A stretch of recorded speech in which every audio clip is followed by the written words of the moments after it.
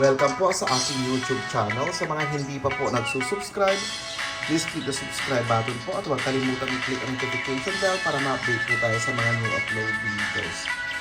Ayan, today po ay gagawa po tayo or mag-prepare po tayo ng macaroni salad po. Ayan.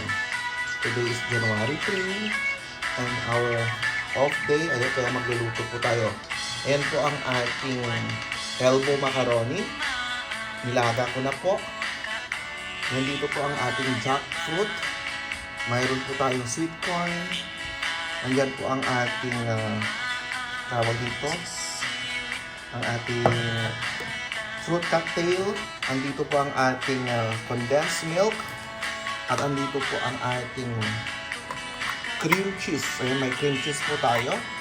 At mayroon din po tayong grapes, dried grapes. Ayan po ang ating sangkap po sa ating macaroni salad. Ito lang po ang available sa akin. Kaya ito lang man po. Ayan.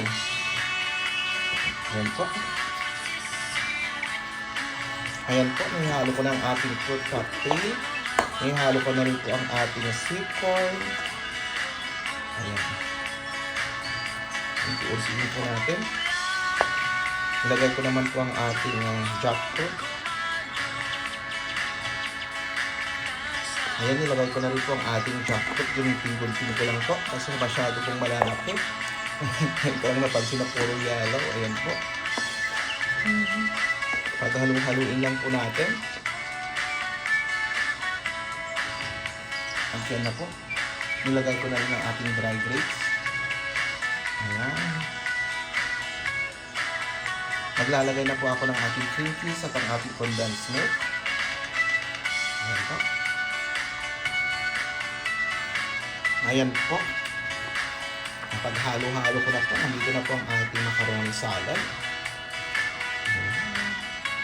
Okay na po. Hindi naman siya masyado masarap. Hindi, okay lang po. Masarap po siya. Ayan. Hindi nga lang siya colorful. Kasi wala tayong mga nabiling kaong na colorful. Ayan po. Kasi yung available lang po sa ating kitchen. Yung mga po. Ayan po ang ating masarap at simple macaroni. Ayan po ang ating macaroni salad.